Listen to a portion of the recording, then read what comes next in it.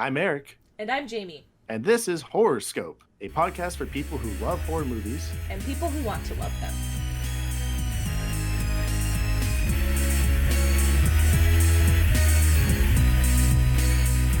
Hey y'all, I know it's the top of the episode, but I wanted to hop in here quickly and give a brief content warning for the rest of the discussion.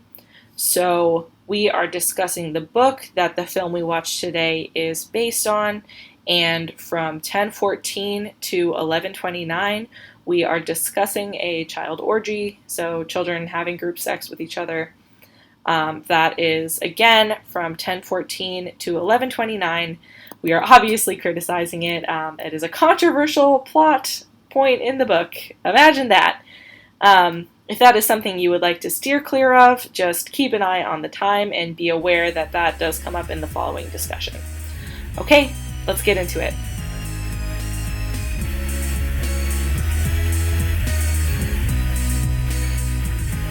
We're going to clown school. We're watching It Part 1 from 2017. I have flown too close to the horror sun. I got. No! The big red balloon in the sky. I really did get too confident because I was very proud of myself for watching Alien. And I was all like, oh, handled that one. Enjoyed it. Loved it. You know anything about it, right? I do. Yeah, okay. I do a little bit. Again, it's like through cultural osmosis. And I read the Reddit threads when it came out. So I know the loose premise. Okay. Is children, small town, they get bullied. They're in the losers club. There's one girl. And then it shows up, and it isn't a clown. It is a demon space thing that can take on the form of things you're afraid of. So classic clown. Little kid goes missing. Kids try to solve it. Nailed it. Yeah. We don't have to watch the movie now. Oh, good. You did okay. You see you guys next week when we watch Midsummer. See ya. Well, that's what I know. Yes. All right. So you pretty much nailed it. Ooh, we're gonna be running through this entire podcast. But yes, this was written in. This was a book. This was a book by Stephen King. Yes. And it was a miniseries in the 80s, right? It was a miniseries in 1990. It was like a 2-part. Okay. I think it was like 3 hours. Because it was like kids and adults. Yes. Again. They pretty much broke it up, and then that's what they do in the new one too. They do all the kid parts, and then the book parts. Oh, kid parts. Well, we could get into that too. But Stephen King, when he wrote the book, it was intertwined. Yeah. The two stories. It is over 1,000 pages long. Yeah. Have you read any Stephen King? So Stephen King. I've watched I feel like it's so hard to not have seen something from Stephen King. Yeah. Because it's just like his influence Unless is you're so me. vast. Yeah, I guess. So through that, I have gotten a gist of what Stephen King is by seeing all his adaptations. And I think that if a good director or creator gets a hold of his properties, they can kind of work with it and make a really good thing. Yeah. Okay. But I've also seen a lot of bad. So there's an Entertainment Weekly article talking about how he portrays women in his books. And the writer praises him because it's horror. So of course you're going to do horrific things to your characters. Sure. And so usually the woman is the person of reason. So they get all the horrifying shit done to them. Huh. Yeah. And then it's oh, he wrote powerful female characters with Carrie or in Misery where it's a sadistic murderer. Because he wrote them with depth. Is a powerful. I love that the nurse from Misery is a feminist icon. I've been waiting all week for your hot takes about Stephen King. I've been looking forward to them. I realized, listening back to the old episodes, we already got rid of the Hot Topic, Jack Skeleton wearing sweater people. We're also going to lose all the Stephen King fans now. Because I'm going to shit on Stephen King without having to ever read any of his books. I think that's fine. But there's just something about his writing that I don't. If you're a real fan, you'll stick around and defend him. Because I like some of the adaptations. I think he's told good stories. So have you seen all of the Stephen King movies? Or he's Into the Mist, right? Or The Mist? It's just The Mist, which is a good movie. Into the Mist. Into the Mist. Okay, Mist, Cujo, yes. Misery, feminist iconic film. It just really makes you root for her. When she breaks his legs in bed, you're just you go, girl. Girl boss!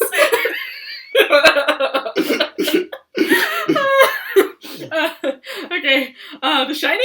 Yes. Dr. Sleep? Yeah. This. Carrie. Christine. Is that the car? Yes. Okay. Another feminist icon. The car? She's a female car. It says it in this article. It talks about Christine being a woman. Really makes you think. I will. Okay, I'll briefly touch on this, and I don't want to kind of dive into it too much. Okay. Because I think you should read it. And excuse me for saying this. Stephen King's Magical Negroes by Scott Woods. And from his quote directly, it's if a black person shows up in a King novel, they stand about a 50% chance of possessing some supernatural ability. Okay. Yet there is a 99% chance that whatever the black character appears, be they magical or not, their presence will serve to enhance, advance, save, or develop white characters. Woof. So it's very true. I broke it down from all the osmosis of the things I've seen from Stephen King. And when I was writing what their characters are, I kept on getting that they are side characters. They serve the white characters, and they're either magical or not magical. Sucks. So I would suggest reading the Scott Woods article. He words it a lot better than I ever would. And it was the only thing I saw research him to see, give me reasons not to like him pretty much. Because when I watched his stuff, I'm like Stephen King problematic? Question mark. Don't look at, you looked at my Google history. But... So I'm guessing you're not a fan of this movie. Okay, so then this movie, my history with this movie. I don't know why I chose this one. I don't know either. I was just we gotta watch it. Yeah, I know. Well, I'm a fool. I've only seen this movie once. Okay. I have seen the 90 one with Tim Curry. Yes. Which is very silly at this point. I think it always was because it's a TV movie. As a kid, creepy clown, scary, and then people who are scared of clowns, even worse. You just don't be scared, no matter what. Even if he was a nice clown, you're still gonna be scared of him. Well, I only saw this movie. This movie's over 2 hours. Yeah. I think it's under. It's long as fuck. Okay. The second one is 3 hours, which is bogus because the second one does not deserve that runtime. Nice. Ooh, love that. I love a spicy take. I love it. I was hanging out with my friends, and then we decided to go see it. It just made so much money. Yeah. I feel like it was critically acclaimed, right? People love this movie. People really, really like this. Yeah. So we saw it at 11 o'clock. My friends decided to get blasted drunk before seeing it. That. Were you? No. Okay. I was the sober one, which sucked. Because you're watching a movie with your friends who are drunk. And then you walked out and they said it all sucked. And I kind of enjoyed it. Yeah. I wanted to like it because I heard good hype. And it's weird too because the Duffer Brothers who did Stranger Things initially tried to approach this project and say they wanted to do it. And then they rejected them. And then when you watch this movie, you'll realize what the little secret they did is that they just did Stranger Things again. That's what I have heard. Yeah, I think it came out at the right time. Because when did Stranger Things come out? I think around the same. 2016? Maybe a year. I think it was before. Yeah, we'll check. We can look it up now, I guess. Yeah, this was 2016. 26? Okay, so year after. Peak Stranger Things then, because Stranger Things was the hottest shit. Yes. And this came out, and people fell in love with these kids. I think they are good kid actors. I think Bill Skarsgård, who plays Pennywise, gives a very good performance from his limited time he's in it. Yeah. I'm excited to rewatch it at a reasonable hour with the sober friends who's going to be terrified. With the lights on. With the lights on. And the windows open. Maybe. The book is set in the 50s. So with this movie, they're let's update it to the 80s. So again, Stranger Things, which I think is weird that they had the foresight to be we should update this movie and make it a little bit more 80s, but then not update any of the other stuff in it, like its treatment of what we were talking about with women and the one black character in the movie who gets lesser of a role in this movie than he does in the book and the other movies. Really? Yeah, he's really, really, really much a side character. That's cool. Is there any other production history? Any trivia around the film? No. No, there's stuff. It's a lot of I don't know. I feel like a lot of modern movies get so much trivia, and it's nothing great. It's did you know these actors were supposed to play this character? Okay. And that's not. I don't know. That's not fun. That's not fun trivia. All right. It was okay. So it was originally in from 2009 to 2015. There was another production in works with the guy who did the first season of True Detective. Okay. But apparently his script was a lot weirder and more sexual and gross. That's what I picked up on. A lot of so how? Okay, the book is you don't know. You haven't read the book. I've I've done the Jaime. Yeah, and I read the synopsis, so I know everything about the book. Yeah. I just haven't read the book. Okay. I guess we're just gonna have to see, but I know there's some, like, sus kid stuff in here. So there's the big element, which is cut out, which, there's another little Stephen King tangent. In the book, there's a child orgy to, like, escape them. They all have to have sex with the one female character. Which is so fun. And apparently it's not brief, which is even more horrifying. Ah! Everyone knows that Stephen King had, like, a drug problem. Like, he did a lot of cocaine. Yeah. And how else do you turn out that many books and make, like, a 1,000-page book on a clown and go into, like, a cosmic turtle thing in it? Yeah. Like, it's definitely drug-related cocaine. That's such a lame excuse. Thank you, Jaime. Because you know how many other people have made good art on cocaine? Like, all of the 80s. Everyone else handled their shit. Like, they eventually had to maybe get sober at some point. Like, but Stephen King did not handle his shit well and did really weird shit when he was on it. Yeah. Yeah, I don't think you get to write a child orgy and say that it was cocaine. No. Because nobody else did it. Yeah. It wasn't like a symptom of cocaine is that you write child orgies. That's so fun. I think a lot of people would do less cocaine if that happened. Yeah. Woof. So yeah, that's in it. Whoa, no, but that's in the book. That's not in the film. It's not in that. Again. So the original script was like, or the working script from 2009 was like kind of horny and bad. Yes. And weird. And they had the kid from We Are the Millers and Midsummer in it. You know, the friend with the face. Yes. That guy with the face. Like who was he? He was the main guy. That guy's got a villain face. No, in Midsummer he's the best friend who's shitty the entire time. Yes. Yeah. No, I know who you're talking about. He was going to be Pennywise. Oh my god! No! Which is funny because this is before Midsummer, so I only knew him as the We Are the Miller kid. I was like, weird take, sure. I mean... What is his name? This sucks. I don't like calling him the guy with the face. Will Poulter. Yes. Yeah. Okay. Wow. And then... He really was about to be the guy with the face, huh? It Clown really face. was, yeah. Oh, no. But then that project fell through. Okay. And then this movie was made, which it's weird. They said that they had this in production, yet conveniently this movie came out 27 years after the 90s adaptation. Okay. And then like in the book, it's like between kids and adults. The clown appears every 27 years. Oh, that's interesting. So it's like, I feel like there's like... They put that little Easter egg in there? Yeah, they were trying to work on that. Yeah. But they got the new director, and Andres Muschietti, who only done Mama before. Do you know Mama? No, that's Ma. That's the Blumhouse movie, which I do want to watch also. No, I don't know what it is. A Ma double feature. What is the Mama Ma? And then Mother. And then Mother. Mama, Mother. What is Mama? And then Mamma Mia. And then Mamma Mia too. Yes. Love Cher. I love the Mother saga. That's so fucked. That'd be like a whole day. That would be like 10 hours. We'll do the Mamma Mia marathon. What is Mama about? What is... Mama it was like a short film that was on YouTube, which was super scary, and they tried to break it down to a whole movie, which they did with like Lights Out too, where all it is like this really creepy, long contorted ghost mom who like lost her children, so that it's La Llorona. Yeah. She just wants to adopt these other two kids as hers. Okay. And then, but in the movie, there's Jessica Chastain as like a goth and mom. she's in this later too. Yeah. Okay, yeah. She's in part 2. Yeah. Yes. So in this one, she's like a goth mom. So I guess that's cool. And yeah, it turns out she's more of the goth mom than the mama creepy lady. Ooh. But the movie was fine. Okay. And somehow, like most things, but that's all he's done, and he ended up doing this too. It's just you do these little movies, and then you just get wild. Big projects. Because this movie, I have the wiki up. Mm-hmm. So Andy Muschietti. Andres Muschietti. Muschietti. You can always do an Italian accent. It's never racist. I got you. I almost got a spit take. Okay. It, retroactively known as It Chapter 1, is a 2017 American supernatural horror film based on Stephen King's 1986 novel of the same name. First film in the It series, as well as being the second adaptation, following the 1990 miniseries. Follows 7 children in Derry, Maine, who are terrorized by the eponymous being, only to face their own personal demons in the process. It has Jeremy Ray Taylor, Sophia Lillis, Finn Wolfhard, Wyatt Oleff, Chosen Jacobs, Nicholas Hamilton, and Jackson Robert Scott are all the kids.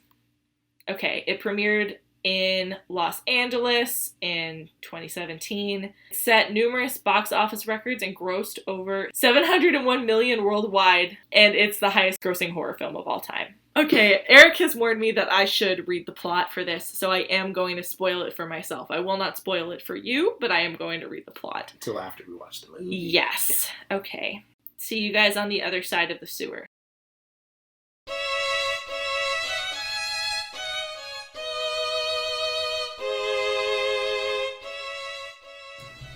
Hey y'all, Jaime here. I'm back with some quick content warnings for the second half of the podcast. This movie was honestly a doozy, and we end up discussing child death, sexual abuse, implied incest, body horror, graphic depictions of violence, and, of course, clown stuff. We never try to be gratuitous, but tread carefully if those are difficult topics for you. As we said last week, we believe it's our job to make the world a little less horrific, so this week for the film It Chapter 1, we donated to RAINN. That's RAINN, which is the Rape, Abuse, and Incest National Network. They're the largest nonprofit anti-sexual assault organization that carries out programs in the United States. They work to prevent sexual assault, help survivors, and ensure that perpetrators are brought to justice through victim services, public education, public policy, and consulting services.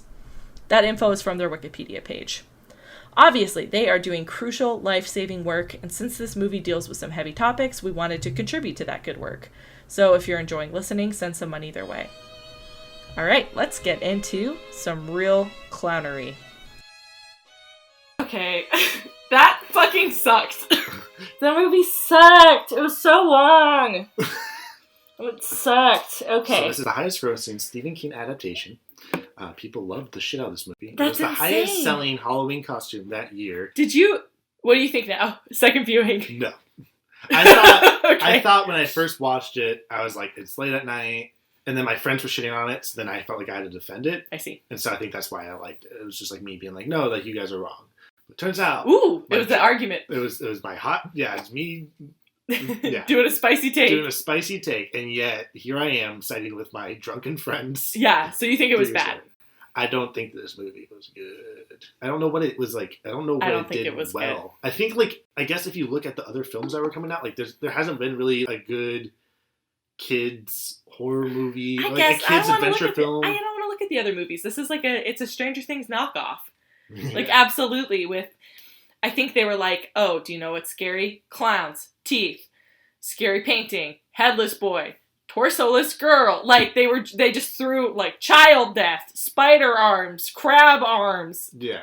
Like, they were throwing clown spaghetti at the wall. They're throwing clown spaghetti at the wall and trying to see what sticks, and I don't think any of it stuck. I see the elements of why people like it. I see why people like it, because it has, like, the scares are cheap enough to kind of get you going, and the images is kind of creepy enough to get you kind of creeped out, and the kids are, like, likable enough for you to get those Stranger Things vibes. Yeah. Like, it doesn't do anything well. But it does enough to, like, service, like, a wide audience to be in favor of it. I guess. I think they should have let Bill Skarsgård act. 100%. That was the problem. Because you know the thing he does with his eyes when they move? Yeah. He can do that. Yeah, that's like the biggest selling point of the movie. Everyone was talking about his eyeball thing. How good of a performance he gave. Yeah, but like they didn't let him ever act. I think not counting the screen time he's had, but just like the moments that he actually were able to act, I think he had like 30 seconds. I think when he comes out of the fridge and like messes with in the beginning too. Yes. Yeah. Yes, thank you. So I think he has like a minute of him actually doing good. And I think it's fun. If you hate clowns and you get scared easily, I think you'll be creeped out by it. But like for us, I was much it's just more creeped out in the beginning. Yeah. Yeah, I think. But they had to throw like even him running, when they did the like shaky run, like they should have just made him run. Yeah. Like a normal human. That'd be more terrifying. Oh, Jesus. Okay. Hey, wait. We need the Jaime summary. You did summarize it beforehand, but now what's your real summary? Okay, I mean, it's the same. It's the same summary. Kid goes missing. Kid gets his arm chomped off. Family trauma. All the adults suck. All the adults are creepy. It felt, like, painfully real in the beginning. Mm-hmm. A little bit with, like, the awkwardness, but then I was just like, whatever. Gimmick of the kids saying fuck. Everyone's like, ooh. I remember that being such a big deal. Mm-hmm. And everyone loves the Finn Wolf, whatever his name is. Everyone loves that kid. Yeah, everyone loves that kid. So That was a big deal. Okay, kids, clown. Ugh, sewer, so long. There's a creepy house. There's bullies who are horrible. Bullied kid randomly kills his dad at the end. Resolution of trauma, I guess. They're like, we're not scared of you, clown, in the sewer. And then they do a blood oath to come back, which I don't understand why they would do that. That's my summary. Is that good? Yeah. I feel like I summarized in the beginning. I knew the plot of it. I think that the scariest parts of the movie was the kids acting. That sounds bad, but you know what I mean? Like the kids being upset or like in pain, or when Eddie broke his arm and they're like scared. Like kids screaming really freaks me out. So that sucked. I think that was the scariest part of the movie. Period. I think I didn't like his arms getting long at the end. I guess. What got me? Oh, I don't know. I'm so scattered. I'm just like so scattered and mad. Mad? I don't know. I didn't like it. I really don't think I was that scared. It was more just like some stuff got me, but it was like too much. I think. I agree with that. I mean, it's a 1,000-page book, and then I guess you cut it in half. So I mean, I don't know how much time they spend with the adults versus the kids, but I'd say like 500 pages. So that's like a sizable book. Yeah. But it's just like it tries to do so much because it's just like so layered, and I think that if you wanted to like faithfully adapt it, I think it kind of did the best job it could at adapting the source material. But the source material isn't. We don't know. We don't know. I guess we gotta. I'm not reading it. I'm not reading it either. Yeah, but from the plot summary, it hits the same beats. Yeah. And I have limited time on God's green earth. I'm not gonna read it. 1,000-page field book. Jesus, I think what did we like about it? I liked Bill Skarsgård. Okay. I think he's fun. I think he gives a fun, unique performance that doesn't get any sort of screen time recognition. You're really good at the clown voice. And I'm stressed out about it. I don't want to do it. No. Oh, you don't want to do it? Well, now I'm coward. That's okay. Hey, Jamie. No. No. Eric kept doing... What do you think of my movie? Oh, my God. Eric, he kept... Apparently, me trying to make jokes doing Pennywise's voice was more terrifying than anything in the movie. It was. I didn't like it.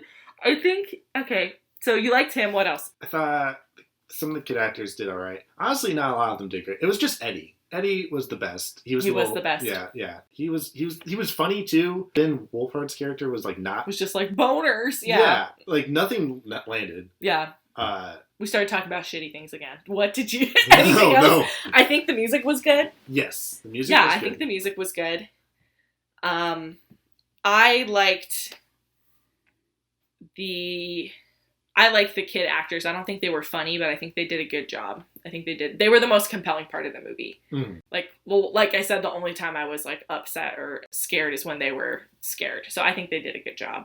I liked when it was subtle. I feel like it didn't have too many moments. When was that? Right. Like it kept on having good setups and then just like fucking up the punchline. Yeah. So I have seen the projector scene that was in one of the first trailers, and I was so excited for that scene that it was so dumb. It's very funny. You know what it looked like? It looked like in scenes where there's little, like Honey, I Shrunk the Kids, and then there's like a cat or something that like sticks its head. Do you know what I'm talking about? Like when there's like an early CGI. Yeah, it just looks so stupid because there's a projector and then he disappears. He shows up in photos and it's very scary.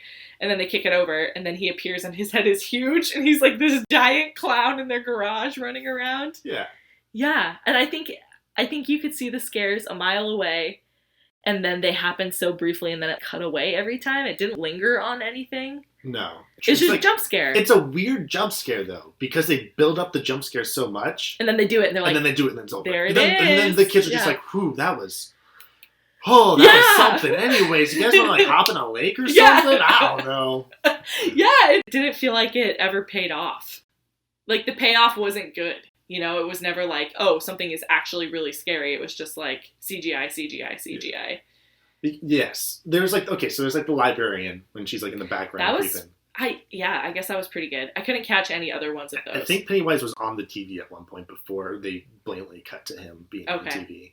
And I wanted more stuff like that. He's like this omnipresent thing that's like making the town everyone's shitty. Yeah. Which we've talked about how that sucks. Yeah, it sucks. It takes away agency from the bad characters because it's like, I didn't give a shit about the bully kid having an abusive dad. Yeah. I didn't give a fuck. I was like, you carved a kid and you were gonna, like, stone a kid to death. So, still you're bad. I'm glad you fell down a well.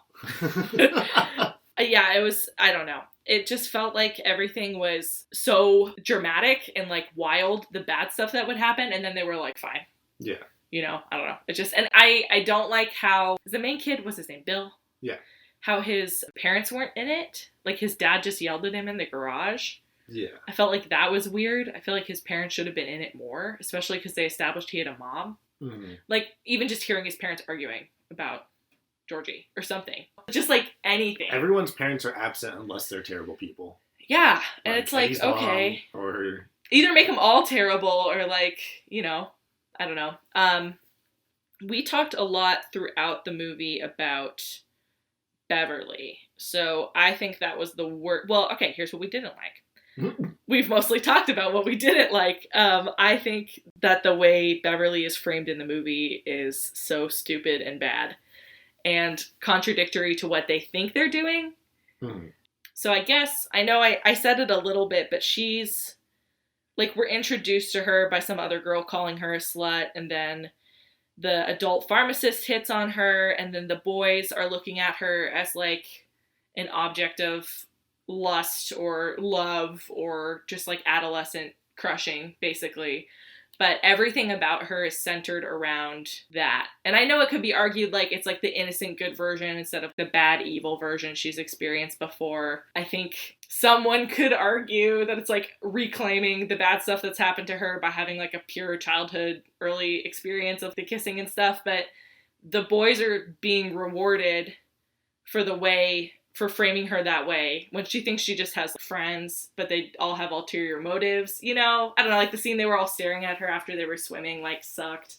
And it feels like we never get to get close to Beverly because we're only seeing her through other people, it feels like. Even though she's a main character, arguably. And then she gets kidnapped at the end, and then she has to get rescued, and then it's like a kiss, and it's just so, it's like, it's so lame. I think it's so bad. And I know I could understand why people are, like, subverting the trope or, like, it's playing into the trope, but it's self-aware. You know, like, wink, oh, it's like a, you know, kid's movie, but I thought it was dumb and bad. And it wasn't as clever as I thought it was. Mm-hmm. And that's that. What do you think? I mean, I agree with everything you said. I think you did it better than I can. But it really is. It's interesting, and I guess this is the source material, but it has, like, so many layers to it that it doesn't need, because it's obviously, like, trying to convey, like, childhood trauma through this entity thing that's causing all their trauma, which, again, is weird how it causes all their trauma, but then also is a other entity that wants to cause more fear to them. And nothing is, yes, and exactly that. Then it sometimes plays on your real-life trauma and fear, but then other times it's just like, I'm a clown. It's inconsistent and it's messy, and I think it could have been such a better movie, and I think that's what people perceive it to be. And it's sloppy. Mm-hmm. Because none of their actual trauma gets resolved, besides Beverly's dad getting, I guess, head smacked to death. They never resolve what happened to her dad. The only people who have trauma are Bill and Beverly.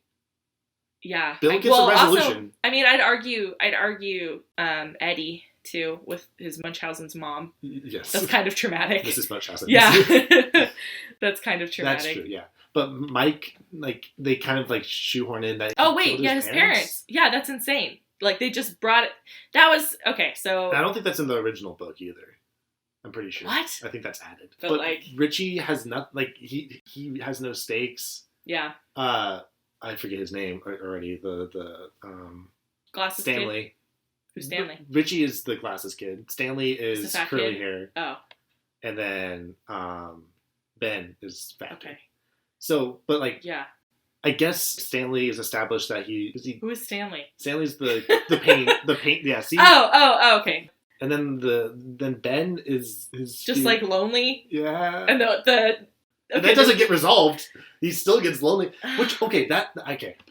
So, in the movie, Beverly gets a poem, and it's like sweet. Yeah. And she like really likes it, and it's from Ben, but then she mistakes it for being from Bill. Yeah. So she's like, oh, Bill wrote it. But then she like asks Bill, and Bill's like, no, I don't know that. And then she asks Ben, Ben's like, I did write it. it's like, okay, that's when she realizes that even though she's into this boy, the other one is the one that really like did the thing that she liked. Yeah. But then she kisses Bill in the end. It's stupid. There needed to be no child kissing. That was so stupid, and it didn't. Nothing felt.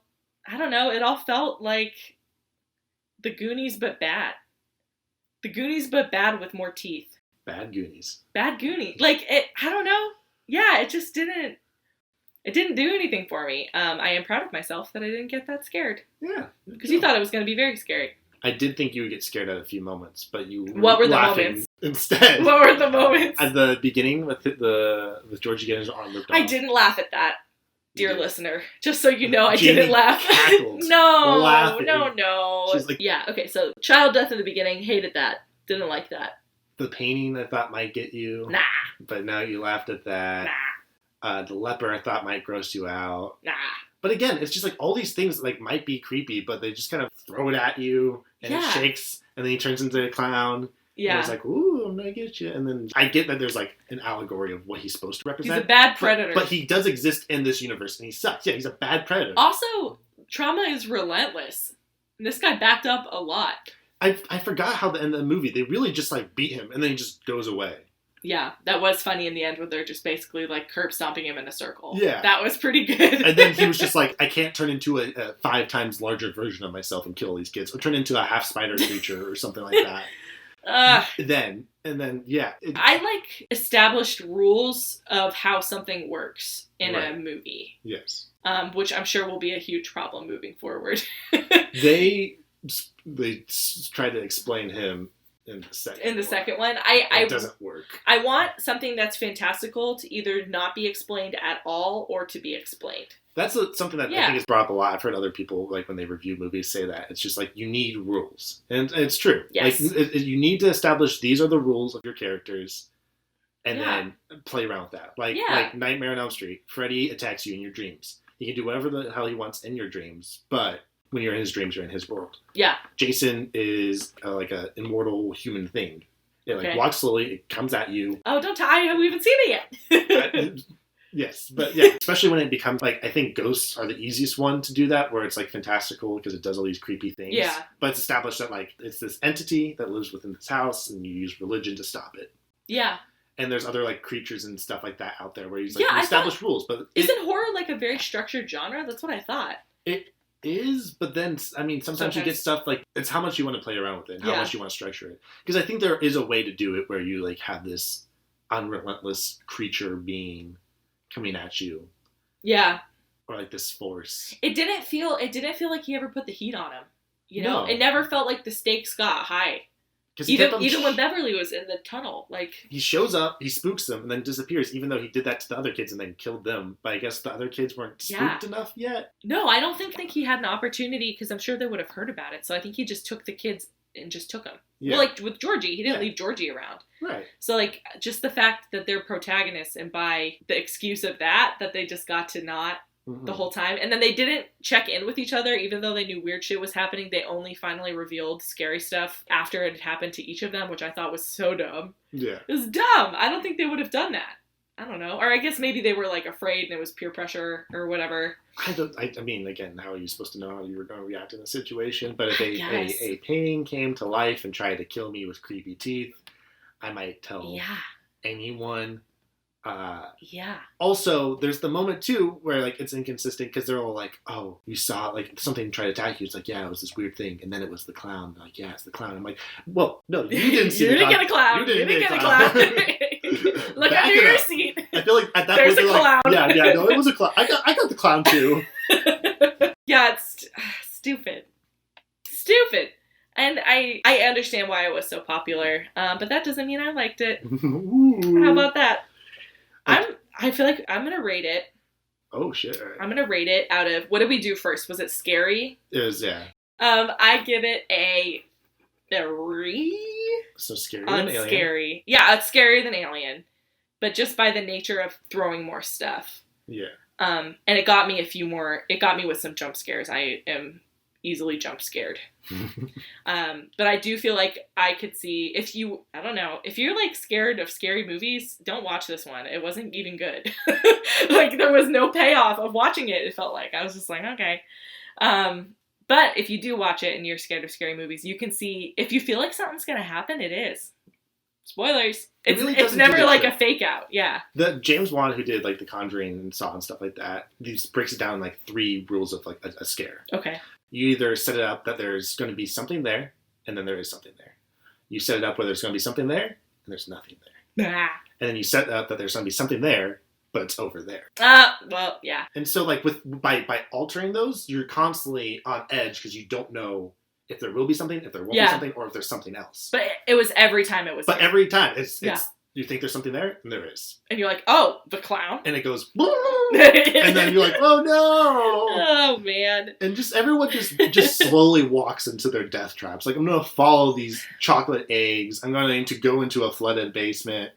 I'm going to go to this creepy house. Like, and open up the not scary door. I'm going to walk into the clown room. That actually, I think, was the scariest part of the movie. Was the first time they go to the house. And then they start getting separated. And then Eddie gets his arm broken. Yes. That was the scariest part of the movie. Because it feels like that's when he starts being efficient. Like, he's like, he's scaring them all out. This is like his fun house. Yeah. And then he's just like fucking with them. But then he lets them all get away because he gets stabbed once. And then makes his hand like into a monster hand. And then doesn't do anything. So I give it a 3 on scares. I think it did a lot of scary stuff, but it didn't scare me. Look at that. Already episode 2. We're wrapping it up. I'm very powerful. I give it a 1.5 out of 5. I don't know. I was going to give it a 2, but I'm sure I'll watch something later that feels like a true 2. That's true. And this didn't. All right. Is that really harsh? Is that wrong? We went from a 5 to a 1.5. Yeah. That's wild. I don't know. What would you give it? Maybe like a 2. I'd give it a 2. Yeah. I think it tried a lot. I think I'm just mad that I spent 2.5 hours watching it and I wasn't even. I got so ready all day. I was ready. I was scared and ready, and then I wasn't that scary, and I was just like, all of my cortisol for no reason. Again, it's like the scariest part before a roller coaster is the line. Yeah. And then you get on the roller coaster and it's just like... So you give it a 2? I give it a 2. I don't think any of the scares worked for me. I remembered while we were watching the movie that... I remember hearing stuff coming out for it and seeing him, like Pennywise, and like being kind of like excited, hearing good buzz. Yeah. Because despite my opinions about Stephen King, I get excited when there's adaptations of his stuff. Sure. There's like good adaptations out there. Yeah. And then I forgot what movie I saw. I think it might have been at IMAX, and they did a preview of just like that opening scene where Georgie gets his arm ripped off, and it ends after that. And like just that clip was like really good. Like you talk, like the beginning is like it's a very solid beginning, and then none of the movie's able to live up to that. Yeah, absolutely not. There's too much going on for you to feel the pressure of it. And they're separated for such a long period of time that he's just kind of all over the place and they're kind of all doing their thing and they're still out living their lives. It needs to be like, this shit is back. It starts killing all these kids. These kids get together because they all are like potential victims. And like the scene in the house should have been straight to the sewer after that. Yeah. Like a regroup and then straight to the sewer, I think. Like there shouldn't have, and I know technically there probably was that time and then they come back together and power of friendship. But, like, it never paid off for me. It just never paid off. It, like, built up, and then it was like, yep, clown. Because the sewer was a lot less effective than the house. Yeah, I think so, too. So you kind of come back. It's, like, almost like coming back for your encore and just flubbing the encore. Yeah, but also, like, I don't know. You found all of the bodies of the dead kids. What about that? Do you tell anyone about that? I guess they didn't. Like, what if they... I didn't like, and I know it's a movie, but like you should still resolve those things if it's so important that the kids went missing, you found the kids.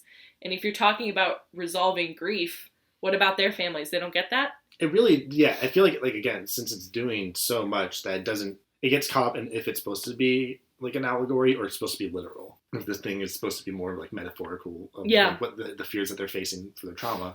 But then you establish that it's real and these other kids are actually dying. Yes, when they're like, it's not real. I'm like, that pile of bodies is real. What about that? It takes away from that too because since the town's all evil and all adults suck, like by resolving this doesn't, you don't see people like snap to it and be like, oh, I'm better now. And it seems like everyone was shitty before. Like, that bully didn't get shitty when Pennywise showed up. That bully was always shitty, and the dad was always shitty, and his mom was always whack.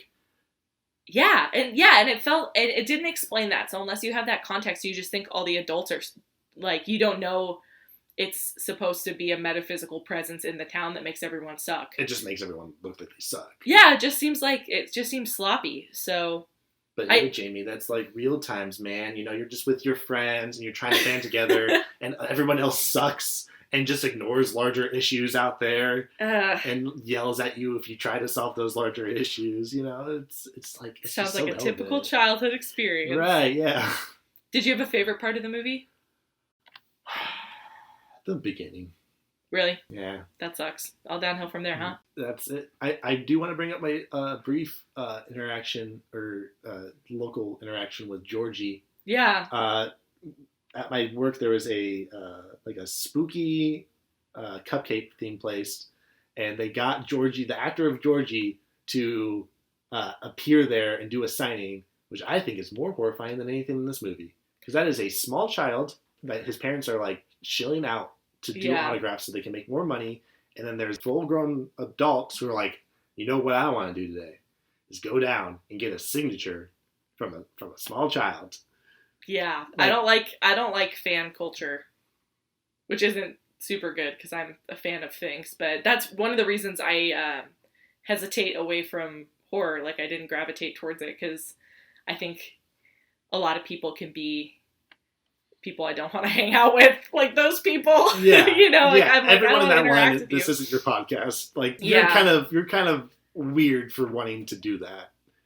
That sucks. That kid was really good. The kid playing Georgie was really good. The Georgie shot. So he sees Georgie in the sewer, and it's like him without his arm, looking like a human kid. So maybe you think it's him, but then he figures out by a trick of what he says that it's not Georgie, and then he shoots him, and then he lies down. Georgie refers to the boats as she. So he's like, "Oh, does she travel fast?" He's like, "I couldn't keep up with it." He said, "You call boats she, Georgie." He said it. Yes. Yeah, so by the nature of that, he figures it out. He shoots him, and then there's just a dead kid for a second. You're like, holy shit, is that a dead kid? And then it sprouts clown arms, and it has like a little seizure, which was horrible. I know we just made the joke about saying it said it, but do you think Stephen King was like, right, it's like, this is so fucking it's so good. And then the rest of the world agreed, apparently. Just really thought he was doing something. And I don't think he was.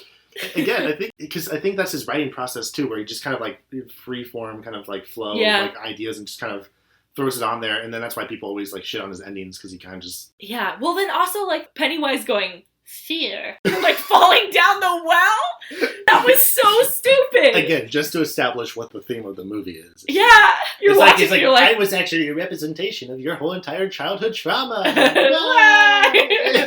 And everyone's like, oh. Yeah, it wasn't even... Yeah, it felt ham-fisted.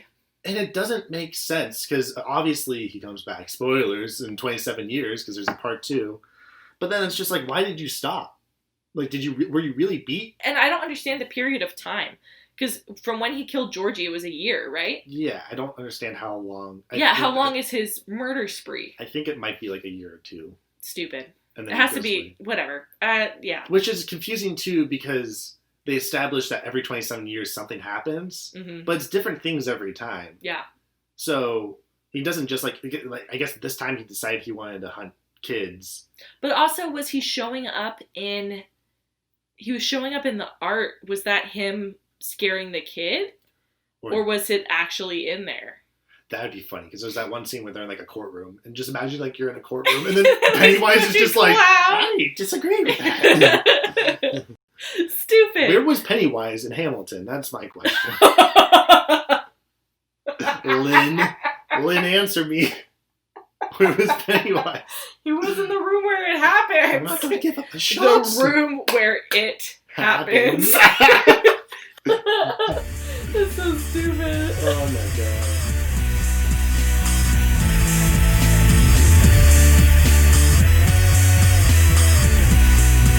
Theme song was written by Anthony Erdo of the Grand Prix. You can hear more of their music at thegrandprix.com. Follow us on Twitter at HorrorscopePod with 2 Ds and Instagram at HorrorscopePod with 1 D. Your horoscope for the day is: try to really take a bite out of life this week.